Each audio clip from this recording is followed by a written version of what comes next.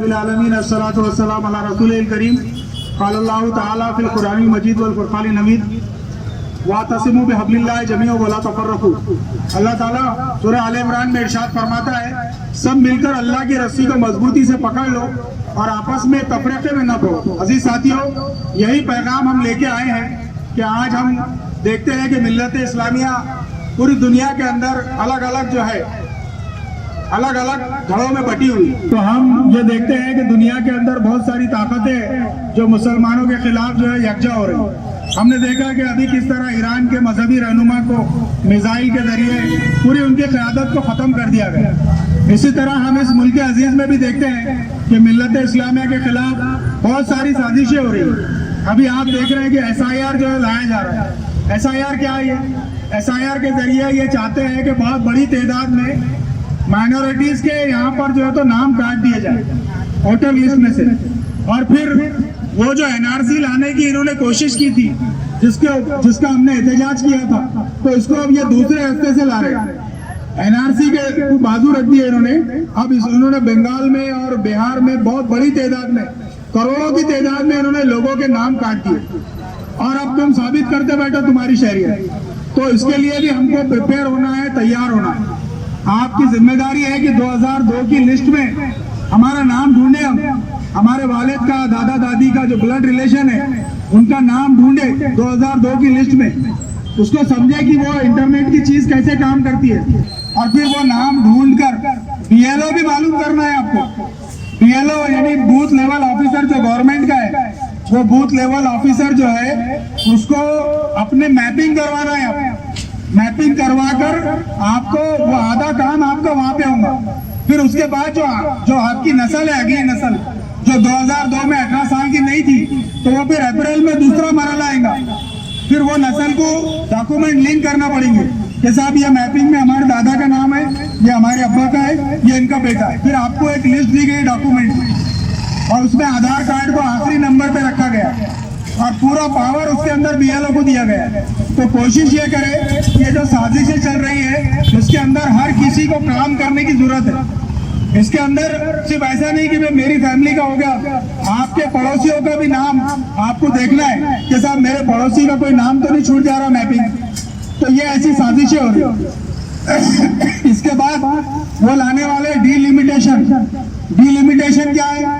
انہوں نے دیکھا کہ بھائی ہم کو ساؤتھ کے اندر کہیں بھی کامیابی نہیں مل رہی، کرناٹک میں، کیرلا میں کامیابی نہیں مل رہی، تو اب ڈی لمیٹیشن کا لا لا کے وہ کیا کرنے والے کہ اوپر جہاں جو ریاستوں میں ان کو کامیابی ملتی، تو ابھی جیسا 534 سیٹیں اسمبلی کی، یہ پارلیمنٹ کی، تو وہ سیٹیں ادھر بڑھا دیں گے تاکہ ان کا بہومت اوپر کی ریاستوں سے مل جائے۔ تو یہ بہت ساری سازشیں چل رہی ہیں۔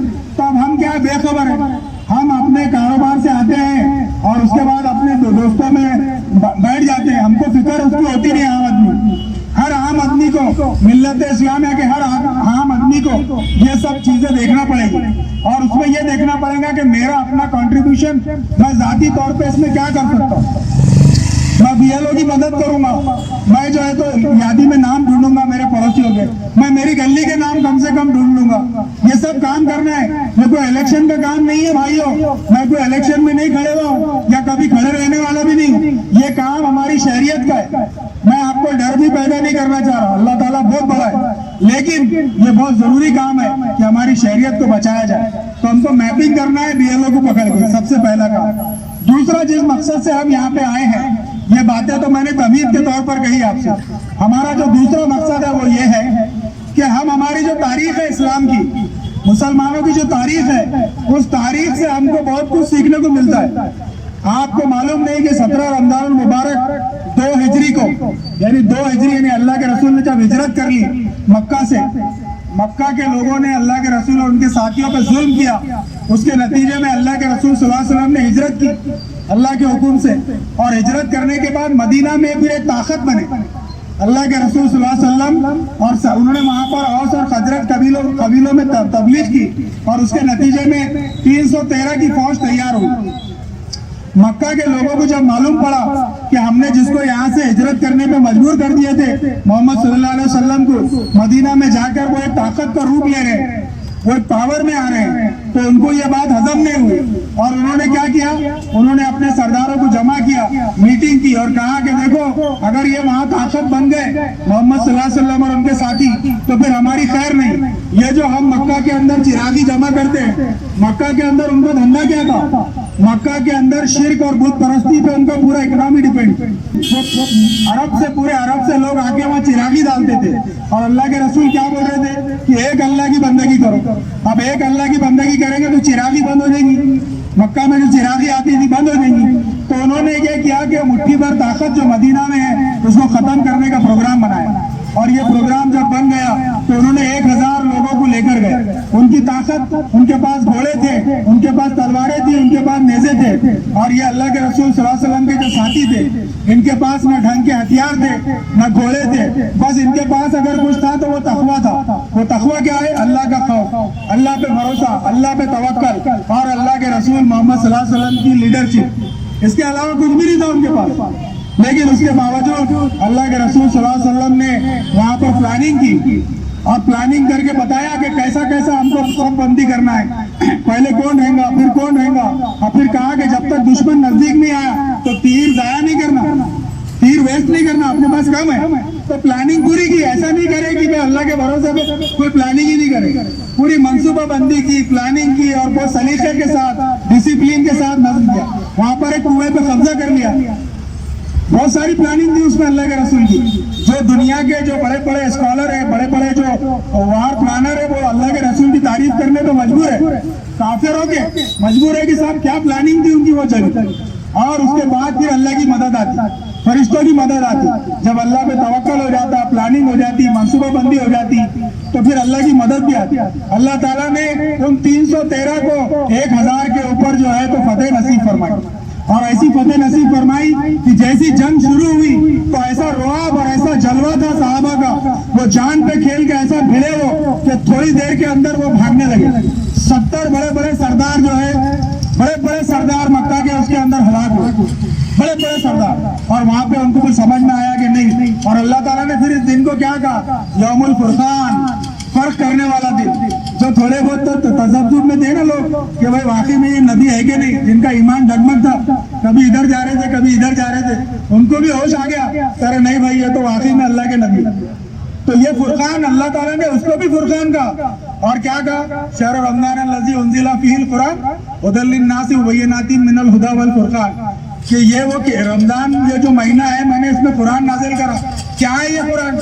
ये जो है सरासर हिदायत देने वाली है इंसानों को, हक और बातिल के फर्क को खोल के रखने वाली फुरकान है। तो अल्लाह ने जंगे बदर को फुरकान कहा, और कुरान को भी फुरकान कहा। कुरान हमको सिया सफेद, सच झूठ, हक और बातिल का फर्क बताता है, और वाज़ेह तालीमात है, रोशन। जैसा ये एलईडी की रोशनी में मौलाना नईम कासमी दिख रहे, एलईडी की रोशनी में वाज़ेह दिख रहे, तो मैं अभी बहुत देर से देखा तो पहचान लिया कि मौलाना है, रमजानी साहब दिख रहे। इतना वाज़ेह है कि बिल्कुल इसकी एलईडी की रोशनी से भी तेज धार है कुरान की रोशनी, क्लियर कट मालूम हो जाता है कि हक क्या है और बातिल क्या है। कोई शुबा नहीं है उसमें, ला रहे बफी, कोई शुबा नहीं है। और वो किताब हमारे पास है, और ये महीना उस किताब का महीना है, उस किताब के शुक्राने का महीना है। उसके शुक्राने में तो 30 दिन भूखे प्यासे रहते हैं।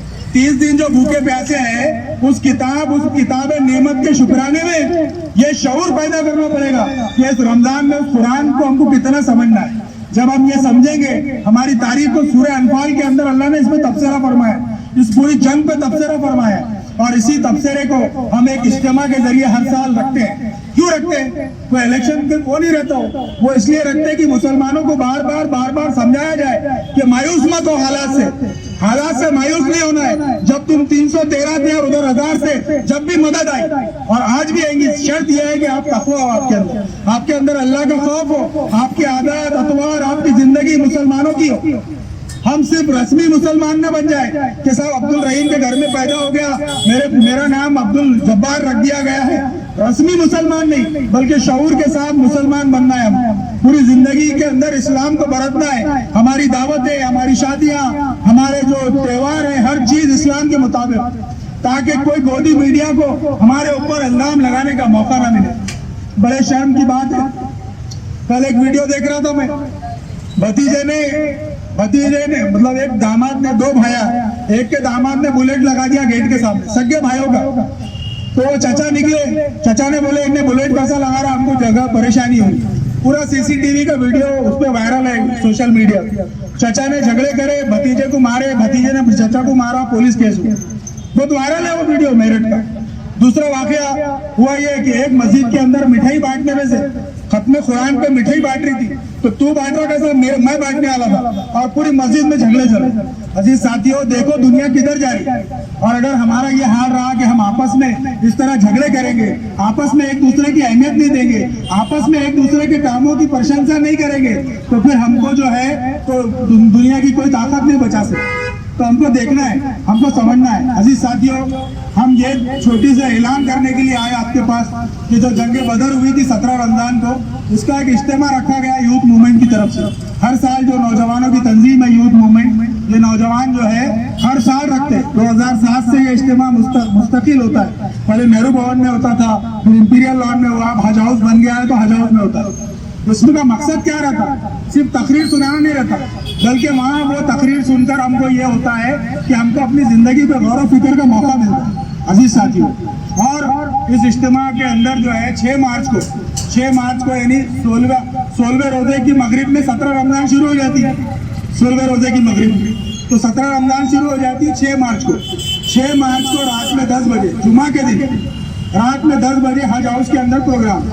जलगांव से सोहेल अमीर साहब नायक और नौजवान कायद आ रहे, सोहेल अमीर नाम है उनका, और डॉक्टर सलमान मुकर्रम साहब भी जो है तो इंशाल्लाह आने वाले हैं। और बहुत अच्छे से आप लोगों को पूरी तारीख बताई जाएगी, और उस तारीख की रोशनी में इस मौजूदा जिंदगी में, इस मौजूदा 2026 में हमको क्या करना चाहिए, कौन सी स्ट्रेटजी अपनाना चाहिए, कौन सी हिकमत अमली अपनाना चाहिए, उसके ऊपर इंशाल्लाह ताला पूरी सैर हासिल गुफ्तगू होगी। आपसे गुजारिश है कि अपने दोस्त और अहबाब के साथ, अपने नौजवान बच्चों के साथ तशरीफ लाए। जज़ाकल्लाह, आप लोगों ने बहुत इत्मीनान से मेरी बात सुनी, उसके लिए मैं आप तमाम का शुक्रगुजार हूँ। जज़ाकल्लाह।